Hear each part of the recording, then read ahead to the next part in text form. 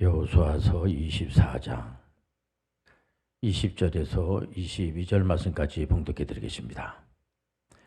만일 너희가 여호와를 버리고 이방 신들을 섬기면 너희에게 복을 내리신 후에라도 돌이켜 너희에게 재앙을 내리시고 너희를 멸하시리라 하니 백성이 여호수아에게 말하되 아니니이다. 우리가 여호와를 섬기겠나이다 하는지라. 여호수아가 백성에게 이르되 너희가 여호와를 택하고 그를 섬기리라 하였으니 스스로 증인이 되었느니라 하니 그들이 이르되 우리가 증인이 되었나이다 하더라. 아멘. 옆분하고 한번 인사할 때 반갑습니다 인사하겠습니다. 살아계신 하나님, 오늘 설교의 제목이 되겠습니다. 요즘 각종 시험에 한국사가 아주 필수입니다.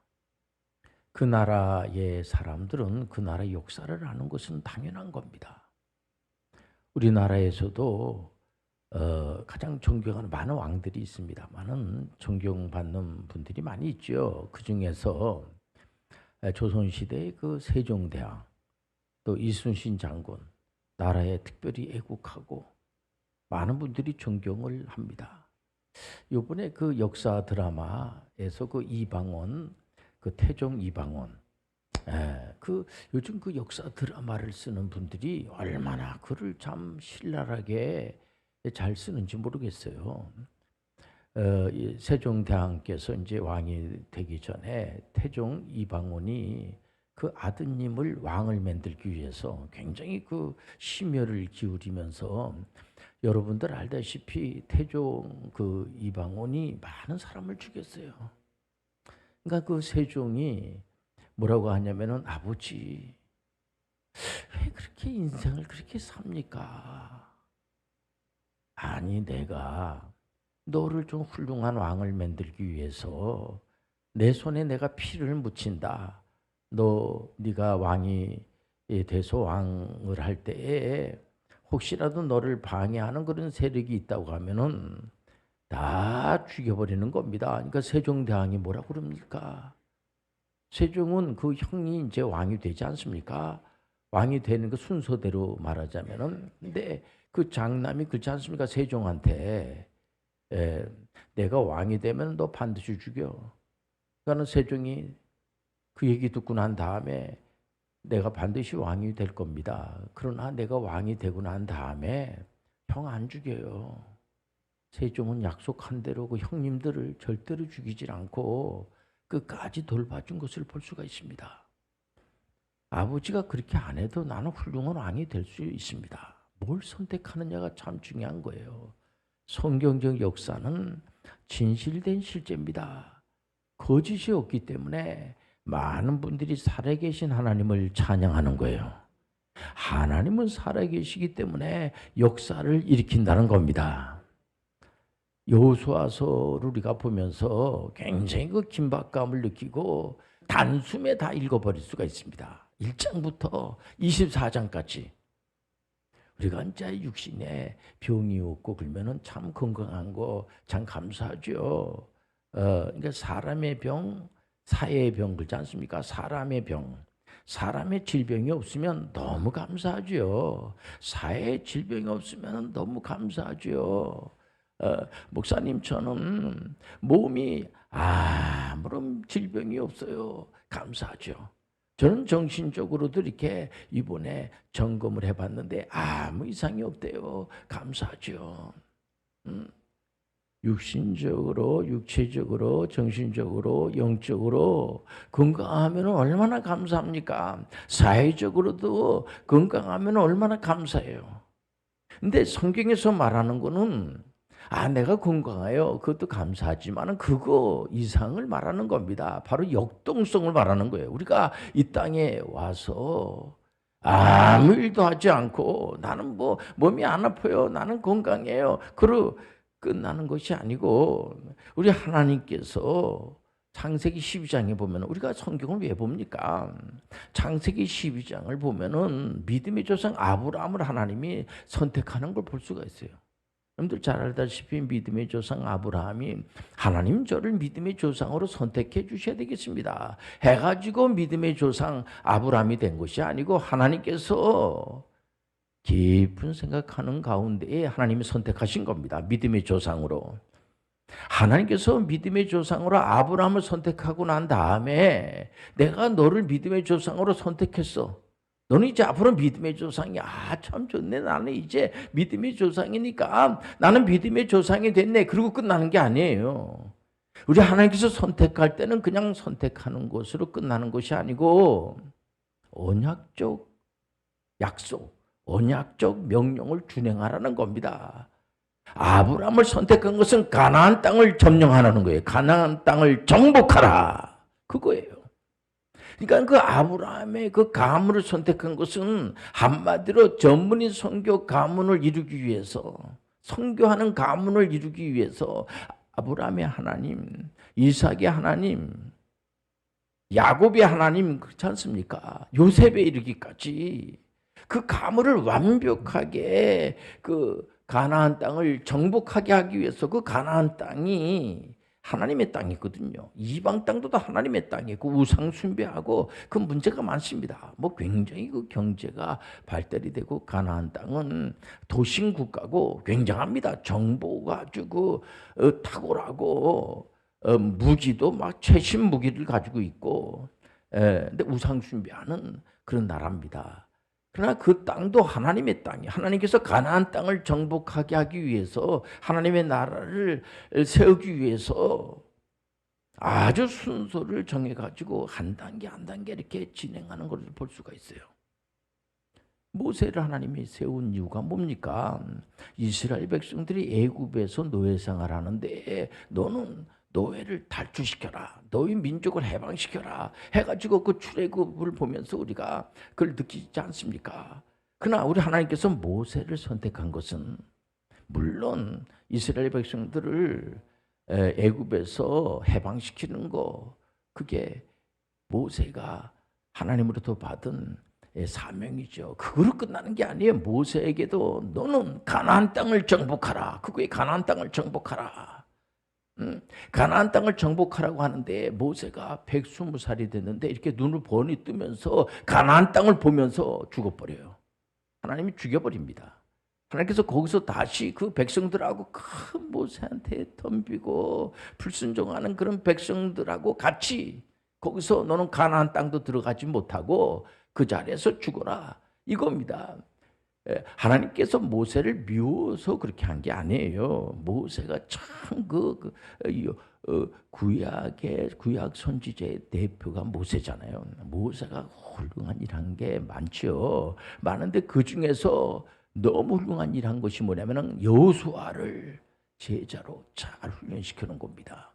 오직 하나님의 말씀으로 훈련을 시킨 거예요. 개혁주의적인 세계관으로다가 완전 무결하게 훈련시켜 놨습니다. 모세가 죽자 여호수아서 1장이 바로 시작이 되는데 여호수아 1장은 정말 박진감이 있습니다. 하나님께서 직접 여호수아 한 사람을 딱 앉혀놓고 말씀을 전하는 게 두려워하지 마라. 놀라지 마라. 가나안 땅을 정복하라. 그 여호수아가 그 말씀을 듣고 난 다음에 그 방백들한테 그 이스라엘의 지도자들 급되는 사람들 놓고 여호수아서 1장 13절에 뭐라고 그래요? 야, 여호수아는 정말 완벽한 사람이에요. 이분이요 보니까 자기 선생님 얘기를 하는 겁니다. 자기 선생님 모세가 가나안 땅을 정복 못하고 죽었잖아요. 죽으니까는 자기 얘기만 할 줄 알았더니 그러질 않고 여호수아가 자기 선생님 모세가 말씀하시지 않았느냐. 하나님이 약속하신 것이 뭐냐. 가나안 땅을 하나님이 주신 거를 모세로부터 내가 듣고 그러면서 바로 즉각적으로 여호수아가 가나안 땅을 점령하라. 요단을 건너가라. 그러고 난 다음에 그 이스라엘의 그 백성들이 여호수아의 말에 순종한다. 이게 완전히 수직적으로 참 하나님과 여호수아하고 그 지도자들하고 이스라엘의 그 백성들하고 하나로 딱 맞춰지는 겁니다. 이 모세가 있을 때는 이스라엘의 그 백성들이 말을 듣지 않는 겁니다. 모세 말도 듣지 않고 이렇게 봐가지고 취사 선택하는 거예요. 어떨 때는 기분이 좋을 때는, 어떨 때는 자기들한테 유익이 될 것 같으면은 그를 선택하고, 그질 않으면은 다 거절하고 막 대들고 죽인다 그러고 난리법석을 치니까는 우리 하나님께서 훈련시키는 겁니다. 그 광야에서 훈련시키고 나중에 다 죽여버려요. 가나안 땅을 점령할 수가 없으니까. 그러니 이게 하나로 딱 마음이 하나가 되니까 백전백승이 되는 겁니다. 여러분들 세종대왕이 이분이 글도 만들어 주고 또 이분이 또 얼마나 전투력도 강한지 주변에 있는 나라들이 함부로 넘보지 못하게 만들었어요. 그런데 하나님의 그 일이라고 하는 것은 하나님이 살아계시기 때문에 역사가 일어난다는 사실입니다. 결국 여호수아는 가나안 땅을 완벽하게 점령을 해요. 완벽하게 점령하고 난 다음에 24장에 뭐라고 그래요? 오늘 본문에 이제 우리가 우상 숭배하면 안 돼요. 만약에 우리가 우상 숭배를 하게 되면은 우리가 지금 여호수아 그 가나안 땅을 완벽하게 점령을 해서도 도로 다 뺏깁니다. 여호수아는 자기 자랑하지 않아요. 하나님이 함께한다는 사실을. 여호수아는 그러면서도 그 가나안 땅을 완전히 점령했을 때는 여호수아 자신도 나이가 많이 먹어가지고 이제 할아버지 연세가 많이 드신 그 여호수아가 자기 그 이스라엘의 백성들을 놓고 오직 하나님만을 섬겨야지 됩니다. 오직 하나님, 오직 없는 하나님 없이 이 세상을 우토피아를 만들 수가 없어요. 여러분들 잘 알다시피 2차 세계대전을 일으킨 그 히틀러가, 독일의 히틀러가 하나님 없이 얼마든지 자기가 세상을 정복할 수 있다. 우리 민족은 다른 민족보다 훨씬 탁월하다. 이게요, 결국은 하나님의 뜻이 아니에요. 이 지구상에 79억이 살고 있는데 다 하나님의 은혜 가운데서 귀한 분들이라는 사실 아시길 바랍니다. 우리 민족은 다른 민족에 비해서 훨씬 낫다. 이런 순간 갖는 순간 그는 바로 전쟁을 일으켜. 전쟁을. 자꾸만 청년들을 갖다가 막 이렇게 분위기를 잡아가지고 감정을 자꾸 막 이렇게 일으켜가지고 자기 마음을 자기 모르게 만들어 버리고 난 다음에 완전 전쟁 미치광이가 돼가지고 얼마나 많은 사람을 죽이고. 그래서 독일도 지금 와가지고 그 총리가 메르켈 총리가 이스라엘을 많이 죽였잖아요. 유대인들을. 죄송하다고 우리가 큰 죄를 져서 잘못했습니다. 매년마다. 그래서 독일에서는 히틀러라는 말 꺼내지도 못하게 합니다. 그러고 나서 소련의 그 스탈린이 얼마나 많은 사람을 죽였어요. 하나님 없이 얼마든지 이렇게 세상을 유토피아를 만든다 하면서 사람을 얼마나 많이 죽였어요. 또 캄보디아의 그 폴포트라는 사람은 또 얼마나 많은 사람을 죽였어요. 하나님 없이 민족이 최고의 나라가 될 수 있다고 하면서 지식인들을 갖다 죽이고. 아니 안경 끼면 죽였어요. 야, 안경 꼈다고 죽이는 겁니다. 저는 다행히 안경을 안 꼈습니다만 안경을 꼈다고 폴포트는 갖다 죽이는 거예요. 얼마나 많은 사람을 죽였는지. 하나님 없이. 그래서 우리 하나님께서는 우리가 이 설교를 듣고 난 다음에도 뭐를 우리가 알고, 예수 그리스도만을 증거해야 되겠구나. 오직 성경, 오직 예수 그리스도, 그리고 하나님 사랑하고 이웃 사랑하는 거예요. 우리가 그 사람들이 하나님을 안 믿는다고 할지라도 우리가 미워할 물론 권리가 없어요. 우리가 사랑하면은 했지. 그러니까 우리가 원수까지도 하나님이 나를 사랑했다는 생각을 하게 되면은 모든 사람들을 용서하게 되고, 우리 믿음의 사람들에게 하나님께서 얼마나 우리에게 품격을 높여주시는지 예수님께서 가르쳐 주신 기도가 주기도문이잖아요. 그 주기도문은 굉장히 품격 있는 만만치 않는 기도예요. 우리가 남의 죄를 용서한 것처럼, 다른 사람들이 문제가 많아도 그걸 다 용납하는 것처럼 내가 너희들의 죄를 용서해 주겠다. 우리는 항상 다른 사람들에게 배려하고 어쨌든 간에 다른 사람을 나보다 낮게 여기고 하는 것이 기독교인의 덕목의 구원 이후에 대한 삶, 구원에 대한 문제는 예수 그리스도께서 완벽하게 구속사를 완성시키신 거예요. 사람이 할 수가 없어요. 너무 감사하죠. 우리는 주님께서, 우리 하나님께서 우리를 다 지옥을 보내도 우리 할 말이 없어요. 할 말이 없지만은 우리 예수님께서 2000년 전에, 우리가 태어나기도 전에 로마서에 보면, 그래서 성경을 보는 이유가 바로 뭡니까? 그런 내용을 보면서 하나님께서 너무 감사하네. 하나님께서 내가 태어나기도 전에 내가 지금은 예수님을 믿지만은, 그러니까 목사님의 말씀을 통하여서 말씀을 읽으면서 주님께서 내가 태어나기도 전에 주님께서 나를 이제 십자가에서 피 흘려 돌아가시고 구속의 문제를 해결해 주셨구나. 그러고 난 다음에 우리가 예수를 믿음으로 구원을 받는 거예요. 그럼 우리가 자랑할 게 없는 거예요. 그래서 이 개혁자들은 오직 예수 그리스도, 오직 은혜로 구원받는 줄 믿습니다. 우리가 뭐 잘나가지고 구원받는 것이 아닙니다. 하나님의 은혜로 구원받는다는 사실에 하나님의 영광을 드리는 거예요. 하나님께 통치. 이 개혁자들은 그걸 알았어요. 하나님께서 다스리는 것은 정치, 경제, 문화, 교육, 예술, 국방에 이르기까지 모든 분야에 하나님이 통치한다는 생각을 하니까 우리가 안심이 되는 겁니다. 우리가 안심이 되기 때문에 그 분야에 우리는 구원 이후에 대한 삶이라는 것이 뭐냐면은 우리가 각자 어떤 직업이 있지 않습니까? 그 직업을 가지고 있는 그 자리에서 예수님의 사랑을 우리는 그대로 이렇게 표현을 하는 거예요.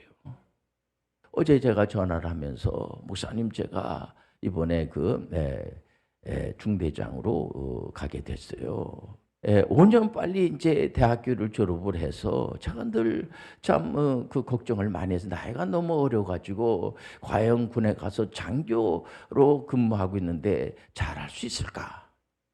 근데 기독교적인 정신을 가지고 하나님 사랑하고 이웃 사랑한다는 생각을 가지고 그 같이 근무하는 사람들한테 참 인정을 받고 참 신사적으로 참 서로 존칭어를 쓰면서 그 사람들한테 잘해주고 하니까는 제대한 그런 제대의 한 분들도 편지를 보내면서 이번에 이제 중대장이 된 거예요. 그러면서 너무 이렇게 사람들한테 잘해주고 따뜻하게 해주고 또 머리도 좋고 똑똑하고 이래가지고 그 상도 다 받고 뭐 이런 얘기. 이게 바로 여러분들 전문인 선교의 하나의 모델이라는 사실 아시길 바랍니다.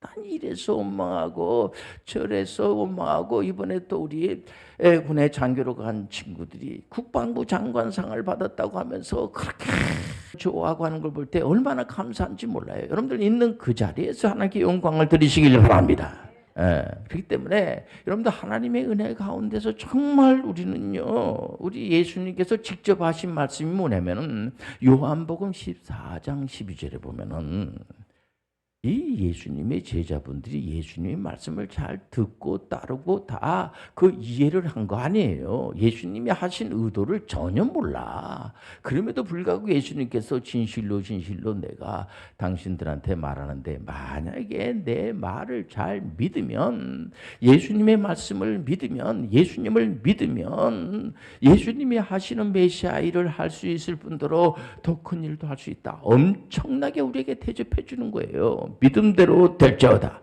순종이 제사보다 나무라시길 바랍니다. 여호수아가 그렇게 대범하게 담대한 것은 그분이 원래 육신적으로 건강하고 머리도 좋고 뭐 그런 분도 있겠죠. 있지만은 그런 것보다 오직 하나님의 말씀으로, 오직 믿음으로 죽으면 죽으리라는 믿음을 가지고, 우리가 성경에서도 애국자들이 많아요. 예수도 같은 경우에 보면은 자기네 그 나라가 풍전등같이 거기 이 하만이라고 하는 이 총리가 유대인들을 다 죽이려고 하지 않습니까? 다 죽이려고 할 때 모르드게하고 에스더가 미리 준비를 해서 자기 민족이 이제 다 죽게 생겼어요. 그러니까 페르시아 제국 때에 그 아수르의 왕의 왕비가 되고 에스더가 죽으면 주라는 믿음을 가지고 결국은 하만을 제거시키고 모르드게 자기 아저씨가 총리가 되고, 여러분들 정말 나를 위해서 기도하시길 바랍니다. 지금 3차 세계대전이 일어나는 거 아니냐 해가지고 지금 시한부 종말론자들이 난리들이 아니에요. 여러분들 내일 세상이, 오늘 세상이 멸망한다고 할지라도 사과 한 그루를 심겠다. 그게 뭡니까? 우리는 두려워하지 마세요. 주님이 우리와 함께 하세요. 살아계신 하나님이 우리를 돌봐주세요. 기도하겠습니다. 하나님 아버지, 하나님의 영광을, 하나님이 살아계셨다는 사실을 만민들에게, 모든 사람들에게 전파하는 저희들이 되게 도와 주옵소서. 예수님의 이름으로 기도합니다. 아멘.